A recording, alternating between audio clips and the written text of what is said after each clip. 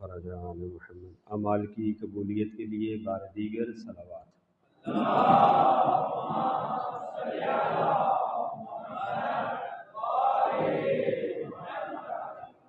اپنے اپنے مرحومین کے درجات کی بلندی کے لیے صلوات۔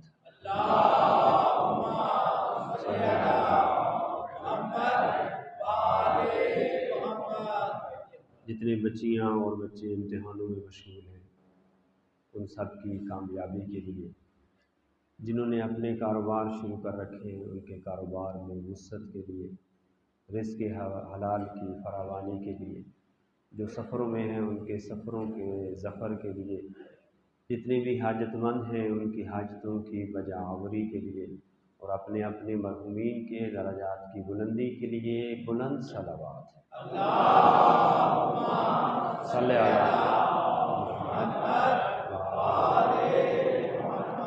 امام زمان ارواحنا الفدا کی طول عمر اور تعجیل فرج کے لیے محبت بھری خلوص بھری بلند صلوات۔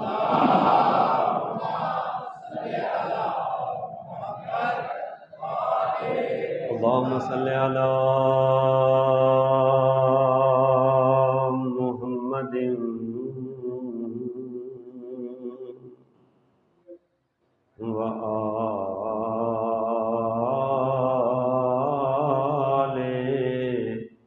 محمد۔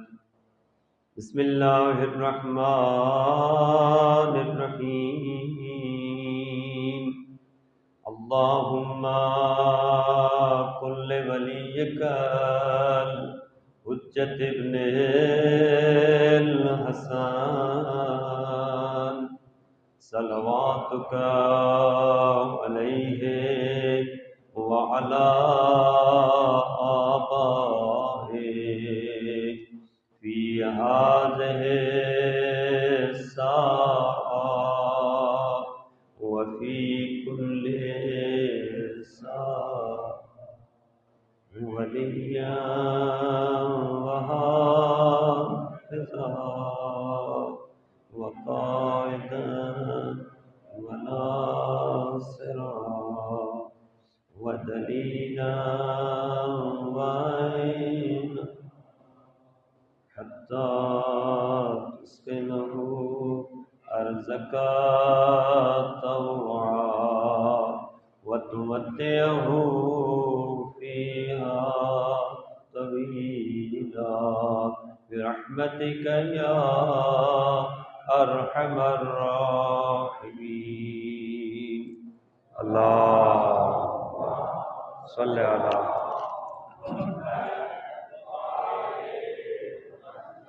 اعوذ باللہ من الشیطان الرجیم۔ بسم اللہ الرحمن الرحیم۔ لا حول ولا قوة الا باللہ العلی العظیم۔ حسبنا اللہ ونعم الوکیل،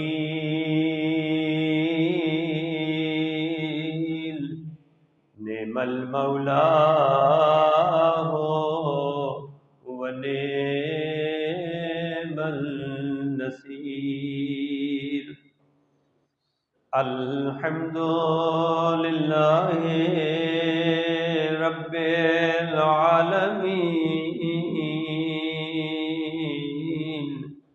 والعاقبۃ لأهل التقوى هو اليقين. الصلاة والسلام على أشرف الأنبياء والمرسلين وحبيب إله العالمين أبي القاسم محمد.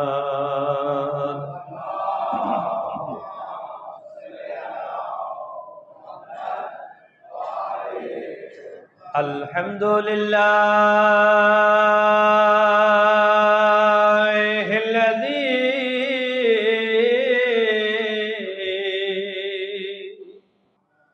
جعلنا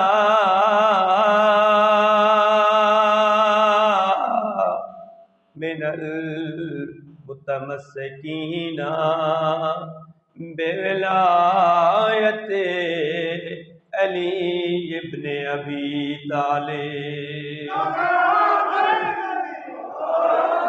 ووزیرہ واخیہ ووارث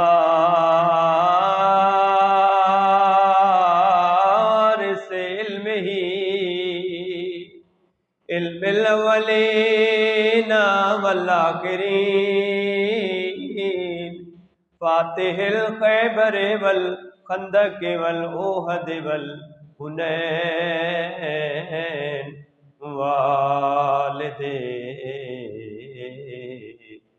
شبیر و شبر آنی امیر المؤمنین نعرہ حیدری وآلہ الطیبین الطاہرین المعصومین المنتجبین المنتخبین المطہرین الذین اذهب اللہ عنہم الرجس وطہرہم تطہیرا.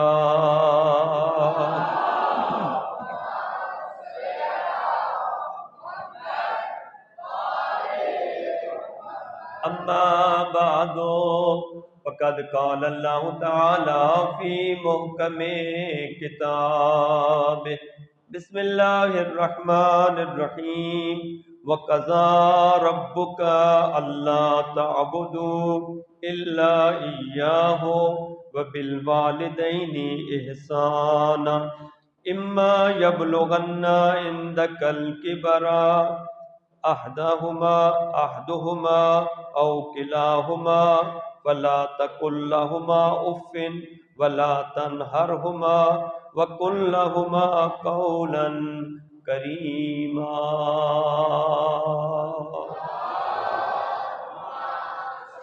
صلی علی محمد وآل محمد وجل فرج آل محمد.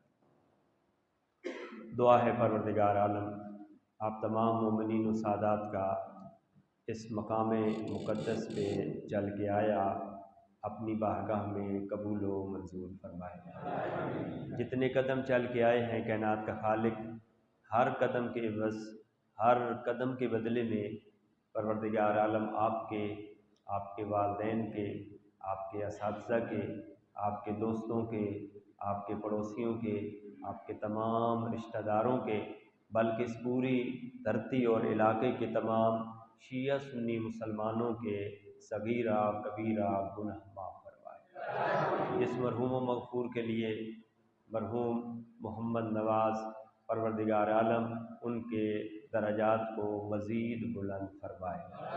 ایک محبت فرمائے جس طرح آمین کہی ہے اس سے بہتر صلوات پڑھیں.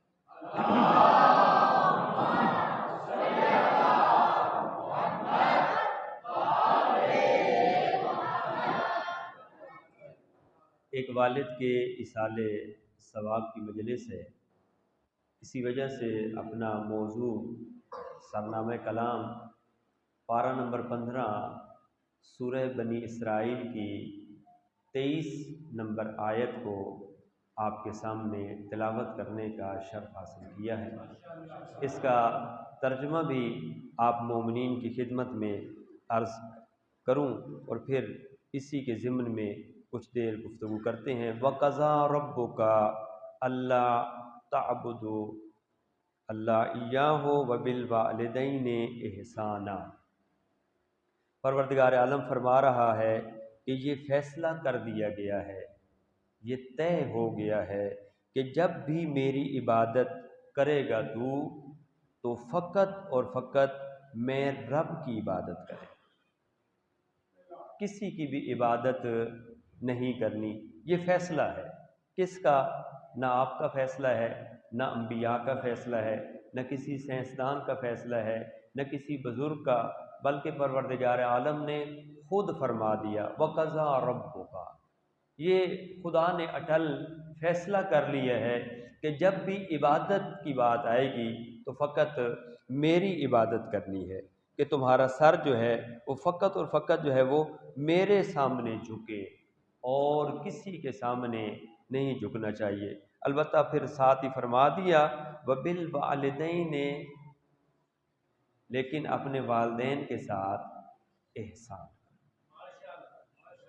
4 مقامات پر 4 صورتوں میں پروردگار عالم نے جب بھی اپنی عبادت کا تذکرہ کیا تو ساتھ فرمایا کہ اپنے والدین کے ساتھ نیکی کرو، اپنے والدین کے ساتھ احسان کرو۔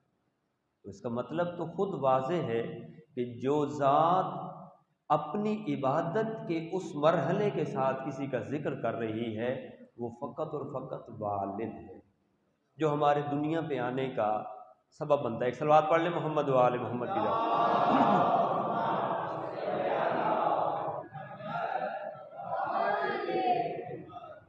پھر فرمایا اما یبلغن، اور اے لوگوں یاد رکھو کہ جب یہ تمہارے والد جب بوڑھے ہو جائیں، ایک یا دونوں، ان میں سے ایک بوڑھا ہو جائے یا دونوں بوڑھے ہو جائیں، اس جملے کے اندر بھی بہت گہرائی ہے۔ ممکن ہے والد جلدی بوڑھا ہو جائے، ماں دیر سے بوڑھی ہو سکتا ہے ماں جلدی بوڑھی ہو جائے، والد دیر سے بوڑھا ہو، ان دونوں میں سے کوئی ایک بوڑھا ہو جائے یا دونوں بوڑھے ہو جائیں، تو پھر کیا کرنا ہے؟ فرمایا فَتَقُلْ لَهُمَا اُفٍّ، پھر اف بھی نہیں کرنی۔ اب اف کا ترجمہ جو ہے وہ ہم اف ہی کرتے ہیں، لیکن اف کا ترجمہ میں نہیں کروں گا، میں ایک اشارہ کر کے ترجمہ مکمل کروں گا۔ فرض کریں کہ والد نے، بچوں آپ بھی سن رہے ہیں نا، والد نے، باپ نے یا والدہ نے ہمیں کوئی حکم دیا اور میرا دل نہیں ہے وہ کرنے کا، میرے دل میں جو ملال اٹھتا ہے تو میں اپنے سر کو ایک جھٹکا دیتا ہوں، میں اپنے آبرو کو ایک حرکت دیتا ہوں، اور وہ حرکت یہ ہوتی ہے، اگر آپ میری طرف توجہ فرمائیں تو فرض کریں میں ایسے کرتا ہوں، یہ اف ہے۔ اپنے دل کے اندر اتنا ملال لے کے آنا، اپنے آپ کو یہ کہنا کہ میں یہ کام نہیں کرتا، الفاظ نہیں بیان کیے کہ میں یہ کام نہیں کروں گا، نہ صرف ایک اشارہ کیا، متھے تے وٹ چاڑنا، ہوں تو سمجھ آ گیا۔ یہ قرآن نے منع کیا ہے، اور منع کرنے والا کوئی عام لیڈر، کوئی عام پیشوا، کوئی عام شخصیت نہیں ہے، کائنات کا رب ہے۔ وہ کہہ رہا ہے کہ تمہارے والدین جب بوڑھے ہو جائیں اور تمہیں وہ کوئی بات تمہیں جھڑک دیں، تمہیں غصہ ہو جائیں، تو تم انہیں اف بھی نہ کہو۔ اب اف اگر کوئی بندہ نہ کرے لیکن ویسے والدین کو دھکا دے دے، میں انشاءاللہ آگے چلتا ہوں اسی آیت کے ضمن میں۔ ایک دفعہ آپ صلوات پڑھ لیں محمد و آل محمد کی طرف۔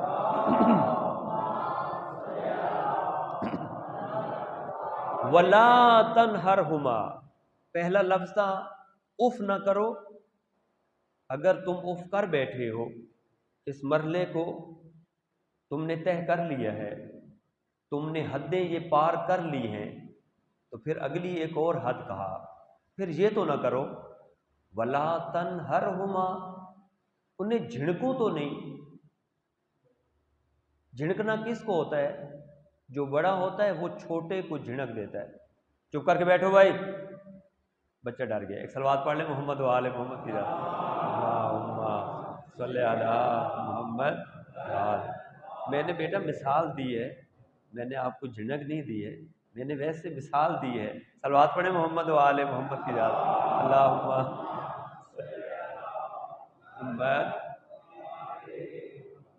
جب چاچا، ماما، استاد، والد، کوئی بزرگ گلی میں گزرتے ہوئے بچے کو تنبیہ کرتا ہے، ہم اسے اپنی زبان میں جھڑکنا کہتے ہیں۔ تنبیہ روکنا ہے، کسی کام سے روکنے کو تنبیہ کہا جاتا ہے۔ متنبہ کرنا، آگے گڑا ہے رک جاؤ۔ اکثر موٹر سائیکل پہ سواری کرنے والے افراد جب موٹر سائیکل کو کھڑا کرتے ہیں اور پھر اس کو چلاتے ہیں تو ان کا جو پیڈل سٹینڈ، ان کا وہ جو ہوتا ہے وہ اٹھا ہوتا ہے۔ میں اور آپ جب دیکھتے ہیں تو اس سے متنبہ کرتے ہیں، اشارہ کرتے ہیں اپنے سٹینڈ کو اٹھا لو۔ کیوں؟ اس لیے کہ اگر تم موڑ کاٹو گے تو یہ سٹینڈ لگے گا زمین پر اور موٹر سائیکل تم سے کنٹرول نہیں ہوگا، تم گر جاؤ گے۔ مجھے فکر ہو رہی ہے اس انسان کی کہ جس کے پاس اس کے پیچھے بیٹھنے والا کوئی بزرگ ہے، ماں بہن ہے یا خود ہے، میں اسے متنبہ کر رہا ہوں اس اگلے مرحلے کے لیے کہ جو اس کے لیے نقصان دہ ہے۔ تو بچوں کو بھی ہم متنبہ کرتے ہیں، انہیں روکتے ہیں، انہیں سمجھاتے ہیں۔ تو کیا والدین کو ایسا کرنا قرآن، رسول، امام، ہمارا دین ہمیں کوئی اجازت، کوئی پرمٹ دے رہا ہے؟ نہیں۔ قرآن کہہ رہے ولا تنہرہما، ان دونوں کو جھڑکو نہیں، اور جو جھڑک دے دے اس کا بیڑا پار ہے یا ڈوب جائے گا، مشکل ہو گئی۔ آیت کے اگلے جو الفاظ ہیں وَقُلْ لَهُمَا قَوْلًا كَرِيمًا، اور یاد رکھو جب بھی ان سے بات کرو، جب بھی ان کے سامنے بیٹھو تو ایسے بیٹھو جیسے استاد کے سامنے شاگرد بیٹھتا ہے، اور ان سے جب بات کرو تو نرم لہجے میں بات کرو۔ تمہارا قول، تمہاری گفتگو قولاً کریما، کرم والی ہونی چاہیے۔ یہ ہے آیت کا ترجمہ۔ اب آئیں تھوڑی سی اس کی تشریح، اس کی تفسیر کی طرف جاتے ہیں۔ آپ گھبرا تو نہیں گئے؟ اللہ اکبر، ایک صلوات پڑھ لیں محمد و آل محمد کی ذات پر۔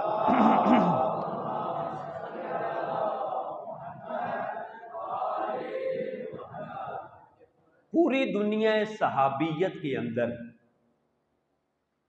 شیعہ بھی صحابہ کو مانتے ہیں، سنی بھی صحابہ کو مانتے ہیں، جو بھی رسول کا کلمہ پڑھتا ہے وہ نبی مکرم کے سامنے بیٹھنے والے وہ افراد کہ جو نورانی چہرے تھے ان کا احترام بھی کرتا ہے اور انہیں مانتا بھی ہے۔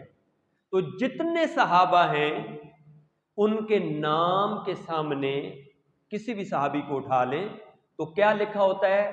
رضی اللہ تعالی عنہ، ایسا ہی ہے۔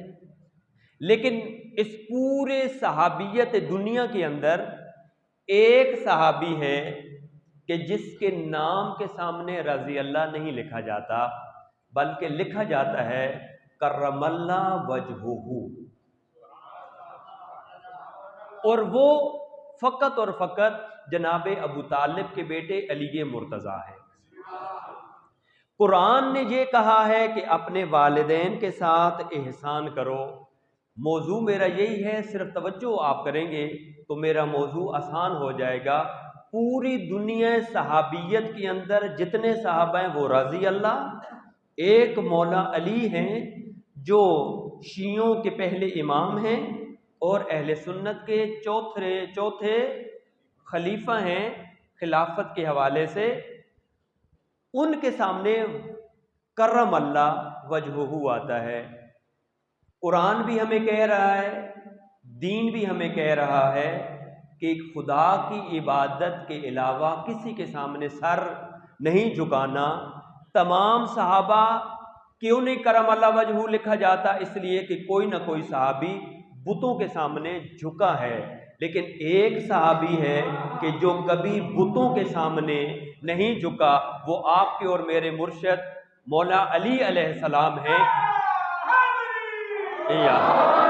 لیکن جملہ توجہ کا یہ ہے کہ وہی علی کہ جس کا سر کسی کے سامنے نہیں جھکتا، جب اپنے باپ ابو طالب کے سامنے آتا ہے سر کو جھکا دیتے۔ کیا عظمت ہے والدین کی! علی جیسا امام بھی اپنے والد کے سامنے جھکتا ہوا نظر آتا ہے۔ تو ہمارے امام، ہمارے رہبر، ہمارے لیڈر و پیشوا مولا علی علیہ السلام ہیں، تو ہمیں بھی ان سے نمونہ عمل، سرمشق، سرلوہ، آئیڈیل جن کے پیچھے ہم نے چلنا ہے، اگر وہ اپنے والد کے سامنے سر نہیں اٹھاتے تو علی کے ماننے والے کو بھی اپنے والد کا احترام کرنا چاہیے۔ صلوات پڑھیں محمد و آل محمد کی ذات۔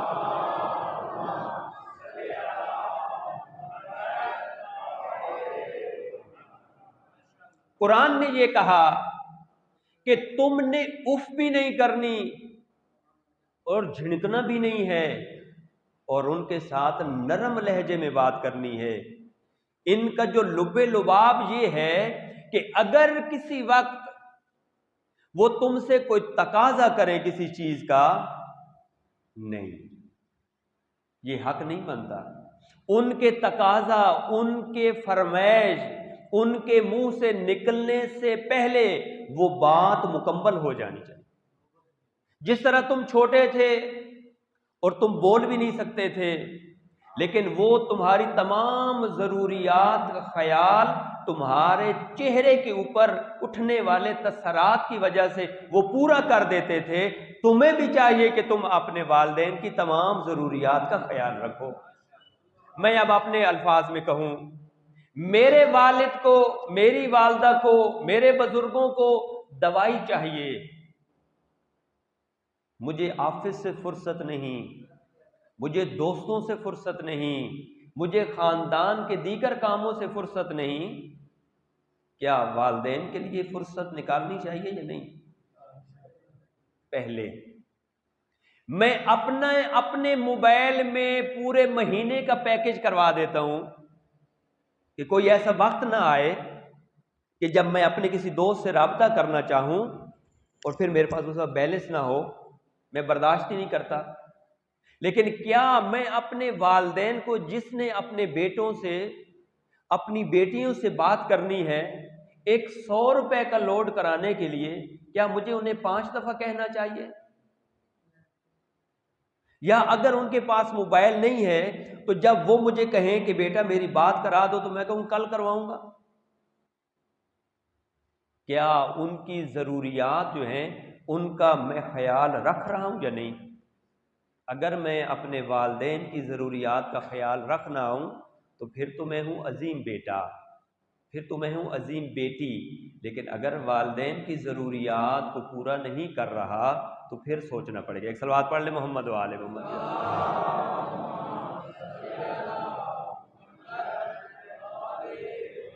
جس والدین نے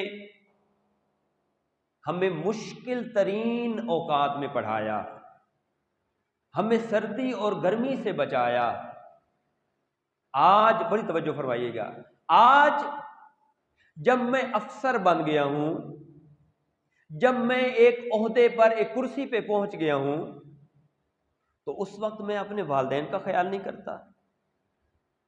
اب میں ڈی ایس پی بن گیا ہوں، اب میں چودھری بن گیا ہوں، اب میں عالم دین بن گیا ہوں جی۔ اب اگر میرے دوست میرے گھر آنے سے پہلے مجھے فون کرتے ہیں کہ شاہ صاحب میں آپ کے گھر، ہم 5 دوست آپ کے گھر آ رہے ہیں، میں اپنے والد کو کہتا ہوں ابا جان آپ اندر چلے جائیں۔ توجہ فرمائیے گا، میں اپنے ڈیرے، اپنی بیٹھک سے اپنے والد کو اس لیے اٹھا دیتا ہوں کہ ان کے کپڑے اچھے نہیں ہیں، یہ وہاں پہ گفتگو اچھی نہیں کر سکتے، لہذا میں ان کو کہتا ہوں آپ اندر چلے جائیں۔ کیا ایسا ہونا چاہیے؟ میں تو کہتا ہوں ایسا ہونا چاہیے۔ بزرگ توجہ فرمائیں اور جوان بھی توجہ، یہ موضوع آج کے بزرگوں کا ہے اور کل جنہوں نے بزرگ ہونا ان کا موضوع ہے۔ چاہیے کیا؟ میں اپنا نظریہ ایک پیش کرنا چاہ رہا ہوں۔ چاہیے تو یہ کہ جس والد نے مجھے پڑھایا لکھایا، مجھے اس مقام پر پہنچایا، میں جاؤں بازار سے ایک نیا سوٹ لے کے آؤں اپنے والد کے لیے، گرمیوں کے چونکہ موسم ہے تو یہ مثال دوں، کلف لگاؤں ان کپڑوں کے اوپر، بہترین استری کر کے اپنے والد کو پہناؤں، ان کے سر پہ ٹوپی یا شملہ یا جو بھی وہ دستار رکھتے ہیں وہ پہنا کر، اچھے جوتے پہنا کر، ان کے ہاتھ میں ایک سوٹی تھما کے، ان کو کرسی یا اپنی چارپائی کے اوپر بٹھا کر، اپنے دارے کی زینت بنا کر ان کو بٹھا دوں، اور جب میرے دوست مجھے ملنے کے لیے آئے تو میں ان سے کہوں کہ جس کی وجہ سے یہ مجھے مقام و منزلت ملی ہے یہ میرا والد ہے۔ اللہ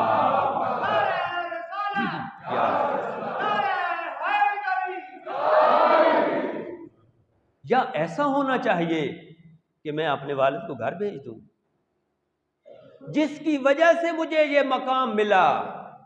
قرآن کہہ رہا ہے اس کا احترام کرو، اس کے ساتھ احسان کرو، اس کا نام آج روشن کرنے کا تمہارے پاس موقع ہے۔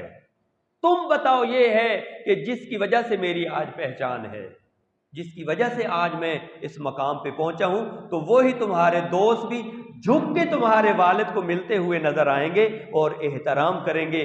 جب وہ والد تمہارے دوستوں سے ملے گا تو اس کے منہ سے یہ دعا نکلے گی، جا بیٹا دنیا و آخرت میں خدا تجھے کامیاب کرے۔ لیکن اگر میں اپنے والدین کا اپنے معاشرے کے اندر احترام نہ کر سکوں، اپنے رشتہ داروں میں مقام و منزلت نہ بڑھا سکوں، تو پھر میرے پڑھے لکھے ہونے کا کیا فائدہ؟ پڑھے لکھے کا مقصد یہ نہیں کہ مجھے پڑھنا آ گیا، مجھے لکھنا آ گیا، مجھے اچھی تقریر آ گئی، میں بڑا بولنے والا اور محفل میں سجا لیتا ہوں، نہیں۔ والدین کے سامنے تمہارے شانے جھک جانے چاہیے، والدین کے سامنے عاجزی آ جانی چاہیے، انکساری آ جانی چاہیے۔ علم یہ نہیں کہتا کہ تم اکڑ کے چلو، علم کہتا ہے انکساری کے ساتھ آگے بڑھو۔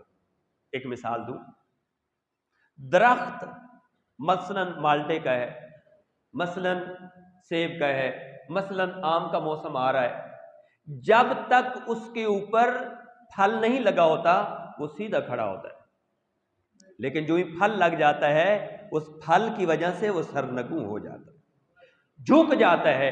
علم آنے کی وجہ سے انسان کے اندر عاجزی آ جانی چاہیے۔ اگر کسی مقام پر دیکھیں کہ علم کی وجہ سے اس کے اندر تکبر آ گیا ہے تو پھر سمجھے کہ اس نے لفظ یاد کیے ہیں، اس نے اصل مطلب یاد نہیں کیا۔ صلوات پڑھیں محمد و آل محمد کی ذات۔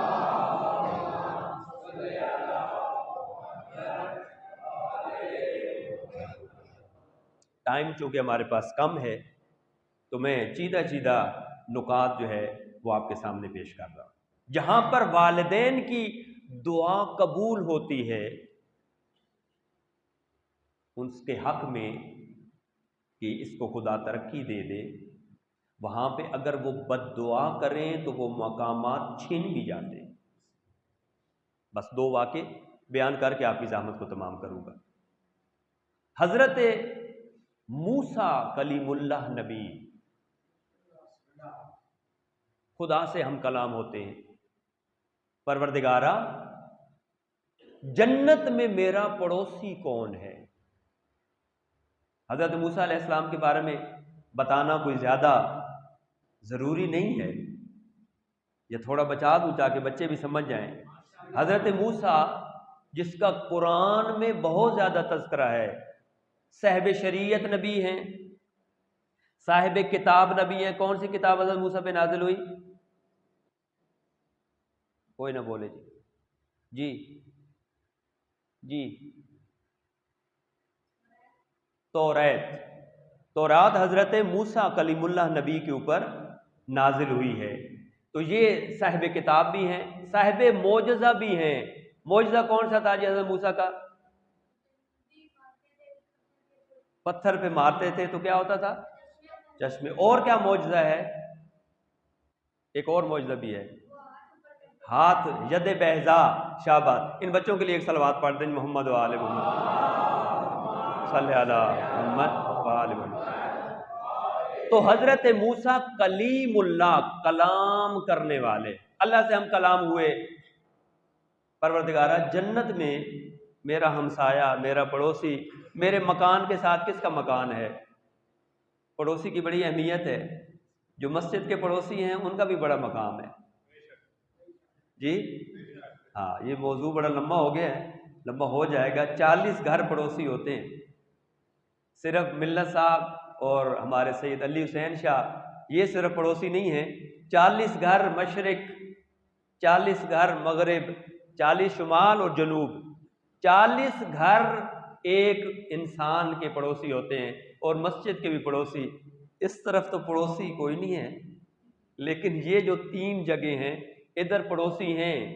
جو پڑوسی آج تک مسجد میں نہیں ہے ان کو میرا سلام بھی کہنا ہے اور میرا پیغام بھی کہنا ہے کہ شاہ صاحب آپ کو مسجد میں یاد کر رہے تھے. صلوات پڑھیں محمد و آل محمد کی یاد. اللہم صلی علی محمد و آل محمد وجل. ایک صلوات اور پڑھ لیں. جنت میں پڑوسی کون ہے؟ پروردگار عالم کی آواز ہے، جا فلاں گاؤں میں فلاں شہر میں چلا جا، وہاں پہ تیرا پڑوسی ہے. بڑا لمبا واقعہ ہے، مختصر کرتا ہوں. جناب موسیٰ اس ایڈریس پر جو پروردگار عالم نے بتایا تھا پہنچ گئے. کیا دیکھتے ہیں کہ ایک عام سا شخص ہے،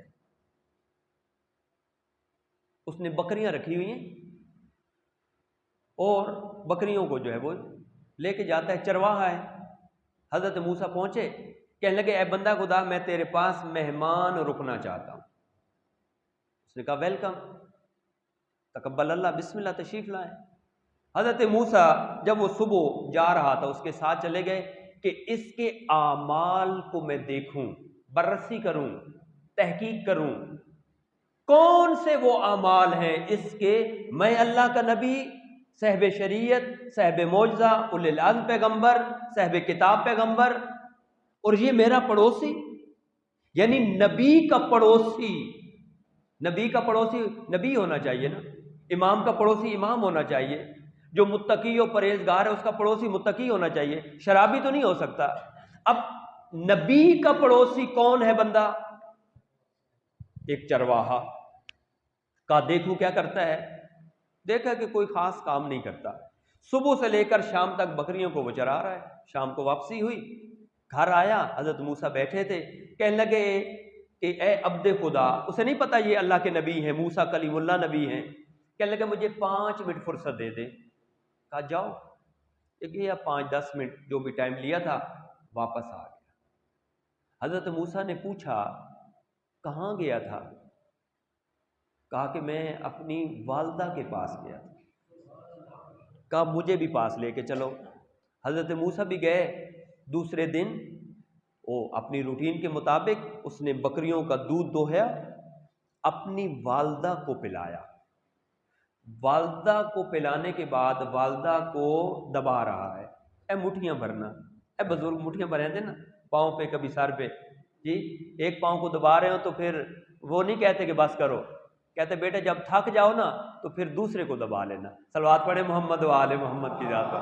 اللہم صلی علی محمد و آل محمد. تو والدہ خوش ہوئی، خوش ہو کے اس نے کچھ کلمے کہے. کہا کہ کان نزدیک کرو. کان نزدیک کیا، اس نے کچھ کہا. اللہ کے نبی نے اب سوال کیا، توجہ ہے. کہا کہ اے عبد خدا بتا، تیری ماں نے تجھ سے کچھ کہا ہے، وہ کیا کہا ہے؟ کہنے لے بات چھوڑیں، ایک میری ماں ہر روز کہتی ہے، ہر روز کہتی ہے یہ جب خوش ہوتی ہے نا تو یہ کچھ کہتی ہے. کہا کیا کہتی ہے مجھے بھی بتا. جب مجبور کیا تو وہ بندہ کہنے لگا اے عبد خدا، میری ماں جب بہت خوش ہو جاتی ہے، میں اسے دودھ پلاتا ہوں، اسے نہلاتا ہوں، اس کے کپڑے تبدیل کرتا ہوں، اس کو چھوٹے چھوٹے نوالے بنا کے کھلاتا ہوں، اس کی تمام تکلیفیں جب دور ہو جاتی ہیں، جب یہ بہت خوش ہوتی ہے نا، مجھے پیار بھی کرتی ہے اور مجھے کہتی ہے بیٹا میں تیرے لیے دعا کر رہی ہوں کہ خدا تجھے جنت میں موسیٰ کا پڑوسی بنا دے۔ آپ اندازہ لگائیں، ایک عام ماں، چرواہے کی ماں جب خوش ہوتی ہے، دل سے اپنے بیٹے کے لیے دعا کرتی ہوئی نظر آتی ہے، اور دعا بھی کوئی چھوٹی دعا نہیں ہے، ایسی دعا کہ میرے خیال میں اس سے بڑی کوئی دعا ہو نہیں سکتی۔ جنت کے اندر دنیا کی بات ہی نہیں کی اس نے، کہ جنت کے اندر تجھے جو مقام ملے وہ عام نہ ہو بلکہ موسیٰ جیسے نبی کے ساتھ ملے۔ حضرت موسیٰ کی آنکھوں سے آنسو رواں ہوئے، گلے لگایا اور گلے لگا کے اسے پیار کر کے کہتے ہیں میں پروردگار عالم کا وہی نبی ہوں جس کا نام تیری ماں کی زبان پر ہے، میں موسیٰ نبی ہوں، پروردگار عالم نے تجھے بشارت دی ہے جنت میں تو ہی میرا پڑوسی ہے، تیری ماں کی دعا قبول ہو گئی۔ تو والدین کی دعا قبول ہوتی ہے۔ اور بھی واقعات بہت ہیں لیکن وقت کم ہے، بد دعا کا ایک واقعہ سن لیں، اور اس پہ میں اپنے جوانوں سے سفارش کروں گا کہ وہ خوب توجہ فرمائیں۔ جناب علی مرتضیٰ خانہ کعبہ میں ہیں، حرم میں ہیں، رات کا وقت ہے، عبادت میں مصروف ہے۔ امام حسن اور امام حسین بھی تشریف فرما ہے، کانوں پر رونے کی آواز آئی، حسن بیٹا، حسین بیٹا، جاؤ پتہ کرو یہ رونے والا کون ہے، یہ اتنے دکھے دکھے بین کون کر رہا ہے، کیوں رو رہا ہے، جاؤ پتہ کرو۔ حسنین شریفین گئے، دیکھا ایک نوجوان ہے کہ جس کے دونوں پاؤں شل ہوئے ہوئے، ٹوٹے ہوئے ہیں، شل ہوئے ہوئے ہیں، کام نہیں کرتے، اور وہ گڑ گڑا رہا ہے، رو رو کے دعا کر، خدایا میرے گناہ معاف فرما دے، میں بہت ذلیل، بہت گناہگار، بہت بدکار آدمی ہوں، میرے گناہ معاف کر دے۔ آئے اپنے والد کے پاس، بابا ایک نوجوان ہے جس کے دونوں پاؤں شل ہیں اور خدا سے اپنے گناہوں کی معافی مانگ رہا ہے، توبہ کر رہا ہے، بیٹا جاؤ اسے اٹھا کے میرے پاس لے کے آؤ۔ یا زہرا، امام حسن امام حسین گئے، اس نوجوان کو اٹھایا اور مولا علی کی خدمت میں لے کے آئے۔ مولا علی علیہ السلام نے اس سے خطاب کیا، اے نوجوان بتا تیرا وہ کون سا گناہ ہے کہ جس کی وجہ سے اتنے دکھے بین کر رہا ہے، جس کی وجہ سے مجھ علی کا دل بھی نرم ہو گیا ہے، کیوں رو رہا ہے؟ رو رو کے اس نوجوان نے جو واقعہ سنایا وہ توجہ فرمائے۔ یہ نوجوان کہتا ہے مولا میرا گناہ اتنا بڑا ہے کہ میں بیان نہیں کرنا چاہتا۔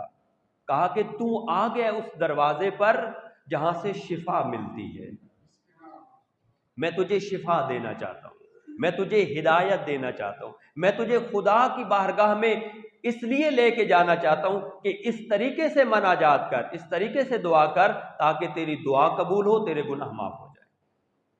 یہ نوجوان کہتا ہے آقا مولا میں طاقت میں تھا، میں جوانی میں تھا، میں اپنے گھر میں نے اپنے باپ سے رقم کا مطالبہ کیا، پیسے مانگے، مجھے حاجت ہے، میں نے یہ کام کرنا ہے، مجھے پیسے چاہیے، میرے والد نے انکار کیا، جو بھی وجہ تھی میرے والد نے کہا کہ نہیں دوں گا۔ میں چونکہ طاقت میں تھا، زور میں تھا، میں نے اپنے والد کو دھکا دیا اور میرے والد زمین پر گر گئے۔ جب زمین پر گر گئے میں اپنے والد کے اوپر سوار ہو گیا اور میں نے ان کی جیب سے وہ رقم جو مجھے ضرورت تھی وہ میں نے نکال لی۔ آقا مولا میں دروازے سے باہر نکلنا چاہ رہا تھا، مجھے نہیں پتا میرے والد نے کیا کہا ہے، لیکن میں وہیں پر گرا اور میرے دونوں پاؤں وہیں پر شل ہو گئے۔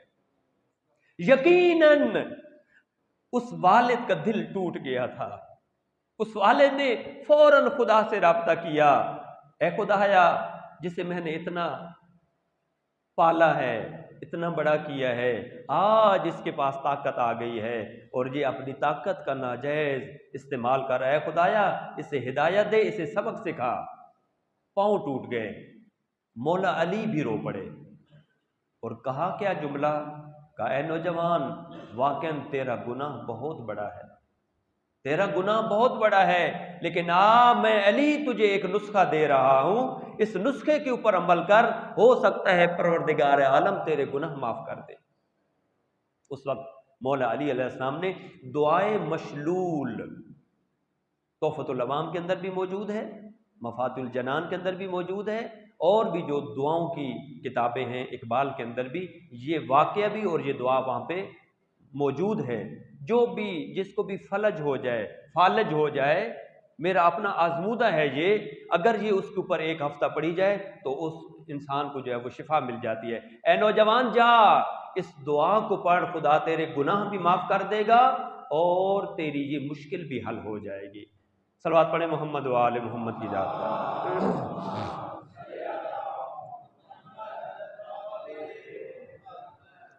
ایک دفعہ دوبارہ صلوات پڑھ لیں محمد۔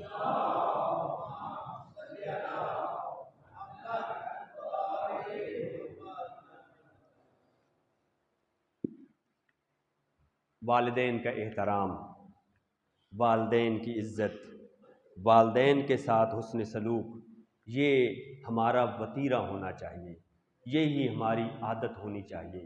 اور اگر ہم نے والدین کا دل دکھا دیا تو کہیں ایسا نہ ہو کہ ہماری والدہ یا ہمارے والد کے زبان سے، منہ سے نکلے ہوئے کلمات ہماری پوری زندگی کے لیے وہ ایک ایسا امتحان بن جائے کہ جس امتحان سے نکلنے کے لیے پھر ہمارے پاس کوئی رائے حل موجود نہ ہو۔ دعا کرتے ہیں کہ پروردگار عالم ہم سب کو اپنے والدین کا احترام، ان کی عزت اور ان کی ضروریات کو پورا کرنے کی توفیق عطا فرمائے۔ یہی والد جب اپنی اولاد کی شادیاں کرتے ہیں، بیٹیاں ہوں تو بیٹیوں کی شادی ہو جاتی ہے، بیٹے ہوں تو بیٹیوں کی شادی ہو جاتی ہے، اور یہ والد خوش ہوتا ہے کہ جب اپنے بیٹے کے گھر میں، جب اپنی بیٹی کا گھر آباد دیکھتا ہے تو یہ والد خوش ہوتا ہے کہ اے خدایا تیرا احسان ہے کہ جس نے مجھے یہ توفیق دی کہ میں نے تیرے اسی عمل کے اوپر، تیرے حکم کے اوپر عمل کیا اور میں نے ان کا گھر آباد کر دیا۔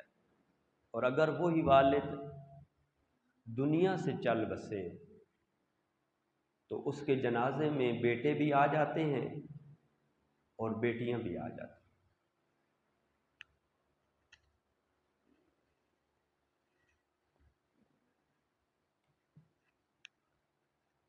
یا زہرا، اگر کسی والد کی 2 بیٹیاں ہوں، 3 بیٹیاں ہوں اور ان میں سے ایک بیٹی کہیں دور رہتی ہو، اس کا گھر دور ہو، جو نزدیک ہے اسے جو ہی اطلاع ملتی ہے کہ میرے والد کا انتقال ہو گیا، وہ فوراً اپنے والد کے سرانے آ کر رونا شروع کرتی ہے اور آ کر اس میت کی زینت بن جاتی ہے۔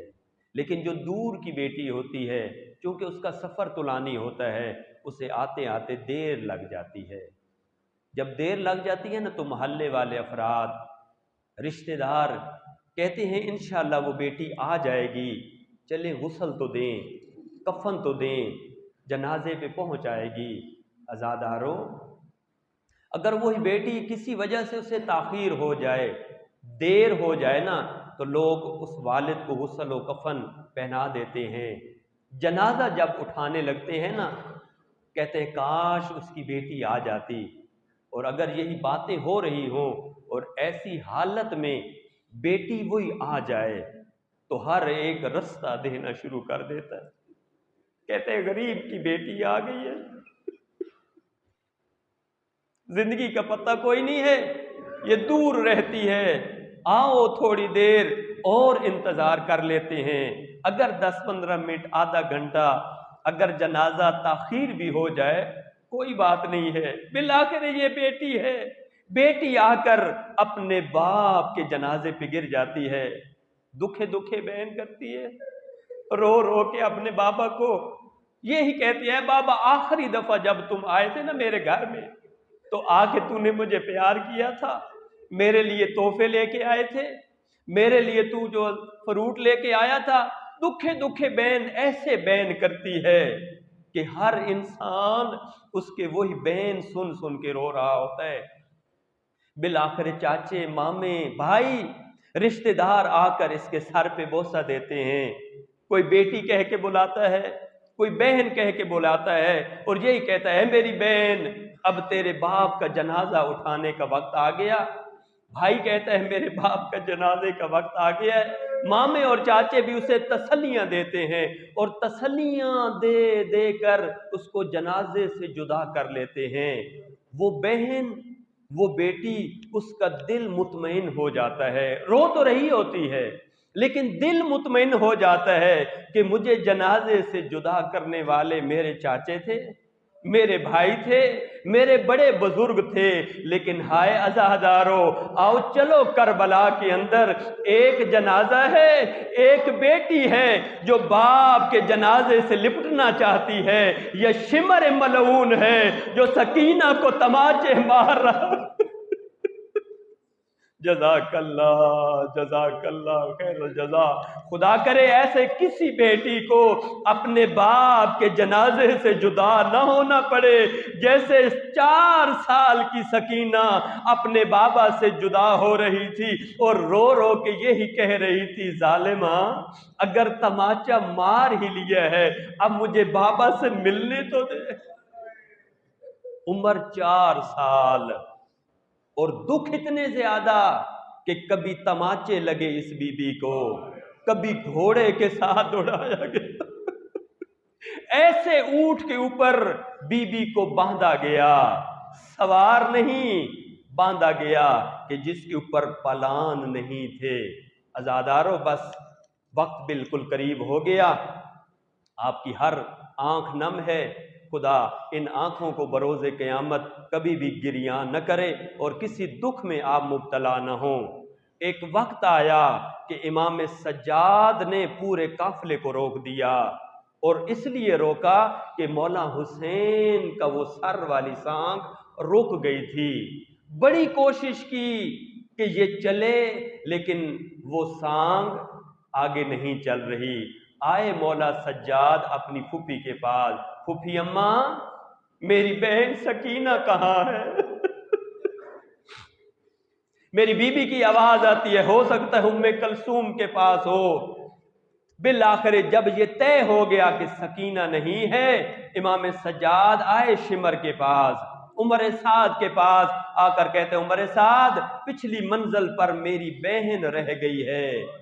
اس وقت شمر نے کہا، اے سجاد تیرے پہلے بھی بچے تو گرتے آئے ہیں لیکن اب کیا وجہ ہے کہ تیرا قافلہ نہیں چل رہا؟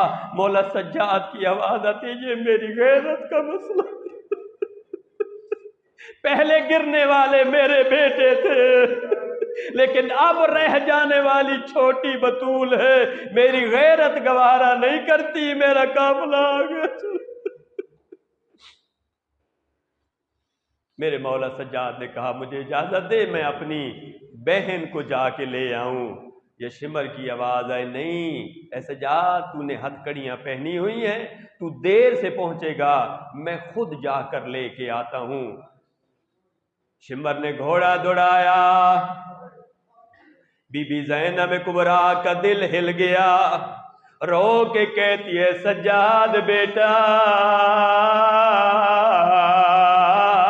سکینہ پہلے بھی شمر کے تماچوں سے ڈری ہوئی ہے، کوئی ایسا چارہ لگا میری سکینہ اس کے ظلم سے بچ جائے۔ اے عزادارو، شمبر جب پہنچا ادھر بی بی زینب کبریٰ بھی پہنچی ہیں۔ ایک روایت کے جملے پڑھ کے پھر آتا ہوں اسی منزل کی طرف۔ آئی جب بی بی زینب کبریٰ کیا دیکھتی ہیں؟ ایک پردہ دار خاتون ہے جس نے جناب سکینہ کو گود میں بٹھایا ہوا۔ جزاک اللہ۔ بی بی آگے بڑھ کر سلام کر کے کہتی ہے، اے بی بی تیرا شکریہ، تو نے میری بیٹی کا خیال رکھا ہے۔ جب یہ خیال رکھنے کی بات آئی، اس بی بی نے ایک دفعہ اپنا نقاب ہٹایا، رو کے کہتی ہے، زینب مجھے پہچان، اور میں تیری ماں زہرا ہوں۔ جزاک اللہ، جزاک اللہ، جزاک اللہ۔ اے عزادارو، دوسری روایت کہتی ہے مولا سجاد کے پہنچنے سے پہلے ایک راوی ہے، وہ پہنچا شمبر سے پہلے۔ جب سکینہ نے دیکھا ایک گھوڑے سوار ہے، سامنے آ کے کہتی ہے، اے شیخ میں قافلے سے رہ گئی ہوں، مجھے قافلے تک پہنچا۔ اس شیخ کی کیا آواز آتی ہے، اے بی بی آ میرے گھوڑے کے اوپر سوار ہو جا۔ پہلے تو باتیں کر رہی تھی، اب 2 قدم پیچھے ہٹ کے کہتی ہے، نہیں میں تیرے ساتھ نہیں بیٹھ سکتی، او میں چھوٹی بطول ہوں، او تو غیر محرم ہے، میں زہرا کی بیٹی ہوں۔ جزاک اللہ۔ عزادارو، شمبر بھی پہنچا، اب گھوڑے کے ساتھ اس بی بی کو دوڑایا، پاؤں بھی زخمی، کان بھی زخمی، پہنچ گیا یہ قافلہ دربار کے اندر۔ شاہ روم بیٹھے کرسی کے اوپر، سارے لائن کرسیوں پہ بیٹھے ہیں، زہرا کی بیٹیاں قیدی کھڑی ہیں، جنت کی شہزادیاں اور قیدی کھڑی ہیں۔ جناب سکینہ کبھی پاؤں اٹھاتی ہے، کبھی زمین پر رکھتی ہے۔ یہ روم کا جو سفیر تھا یزید کی طرح مخاطب ہو کے کہتے ہیں، یا یزید ہذہ حبلیہ جاریہ، اے یزید وہ بچی جو کبھی پاؤں زمین پہ رکھتی ہے کبھی اٹھاتی ہے، میرا دل چاہتا ہے میں اسے اپنی کنیزی میں لے لوں۔ اے عزادارو، جب کہا میں اسے اپنی کنیزی میں لے لوں، جناب سکینہ تڑپ گئی، اپنی پھپھی کے ساتھ لپٹ کے کہتی ہے، پھپھی اماں او بابا بھی میرا مارا جائے، تماچے بھی مجھے لگے، گھوڑے کے ساتھ مجھے دوڑایا جائے، اوے اب مجھے کیا کنیز بھی بننا ہے۔ یا بی بی کی آواز آئی، نہیں سکینہ، او یہ میں تجھے کبھی ہونے نہیں دوں گی۔ یا شمبر لعین اور یزید کی آنکھوں میں آنکھیں ڈال کے بی بی کی آواز آئی، اے ملعون تجھے پتہ ہے او یہ حسین کی بیٹی ہے۔ اللہ لعنت اللہ علی قوم الظالمین الذین ظلموا یکذبون انا للہ و انا الیہ راجعون۔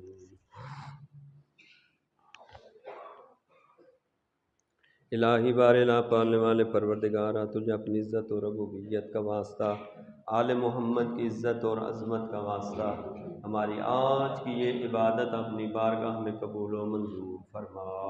قرآن مجید کی تلاوت، حدیث قصہ کی تلاوت، مجلس عزا کا ثواب، مرحوم و مغفور جناب محترم صوبیدار ظفر عباس کے والد محترم مرحوم و مغفور نواز حسین کے نام محمد نواز کے نام اعمال میں درج فرما، ان کے تمام تر صغیرہ کبیرہ گناہ معاف فرما، شفاعت آل محمد انہیں نصیب فرما، حشر کی گرمی، میزان کی سختی اور قبر کی تنگی سے محفوظ و معمون فرما۔ پالنے والے پروردگارا، ہم سب کو اپنے مرحومین، اپنے والدین کے لیے زیادہ سے زیادہ کار خیر کرنے کی توفیق عطا فرما۔ پالنے والے پروردگارا، حاضرین کے مرحومین کے صغیرہ کبیرہ گناہ معاف فرما، سب کو شفاعت آل محمد نصیب فرما، سب کے درجات کو بلند فرما۔ پالنے والے ماہ رمضان المبارک میں اپنے مرحومین کے لیے زیادہ سے زیادہ کار خیر، صدقات، افطاریاں اور دیگر ان کے لیے عطیات دینے کی ہمیں توفیق عطا فرما۔ پالنے والے پروردگارا، تجھے اپنی عزت و ربوبیت کا واسطہ حاضرین مسجد کی توفیقات خیر میں اضافہ فرما، ان کے مرحومین کے صغیرہ کبیرہ گناہ معاف فرما، مسجد کے ساتھ تعاون کرنے والے مومنین و مومنات کے مال و رزق میں برکت عطا فرما، جو بیرون ملک عزیزان زندگیاں گزار رہے ہیں، پالنے والے ان کی توفیقات خیر میں اضافہ فرما، ان کے مال و رزق میں برکت عطا فرما، انہیں صحت و سلامتی عطا فرما۔ پالنے والے پروردگارا، جناب سکینہ کی پیاس کا واسطہ، جناب سکینہ کے تمام دکھوں کا واسطہ، پالنے والے جلد باران رحمت کا نزول فرما۔ پالنے والے انسان پریشان ہیں، حیوان پریشان ہیں، چرند پرند پریشان ہیں، پالنے والے ہمارے گناہوں کی طرف نہ دیکھ، اپنی رحمت کی بارش نازل فرما۔ پالنے والے پروردگارا، جس علاقے میں جس جگہوں پر پانی کے مسائل ہیں، پالنے والے ان کی یہ مشکل کو حل فرما۔ پالنے والے پروردگارا، تجھے اپنی عزت و ربوبیت کا واسطہ، امام مظلوم کربلا کے آخری سجدے کا واسطہ، مظلوم کربلا کی پیاس کا واسطہ، پالنے والے جلد رحمت کا نزول فرما۔ پالنے والے پروردگارا، ان دنوں میں جتنے بھی مومنین کے مرحومین اس دنیا سے چل بسے ہیں، رشتہ دار وفات پا گئے ہیں، پالنے والے سب کو جوار رحمت میں جگہ عطا فرما، سب کو جنت الفردوس میں اعلی مقام عطا فرما، سب کی قبروں میں وسعت عطا فرما، سب کی قبروں میں نور ولایت علی ابن ابی طالب کے چراغ روشن فرما، ہمارے آخری وارث کا جل ظہور فرما، ہم سب کو ان کے یاران و انصاران میں سے معشور فرما۔ ربنا تقبل منا انك انت السميع العليم بجاه محمد وآلہ الطیبین الطاہرین المعصومین۔ سورہ فاتحہ لارواح المؤمنین والمؤمنات، بالاخص مرحوم و مغفور محمد نواز مع الصلوات۔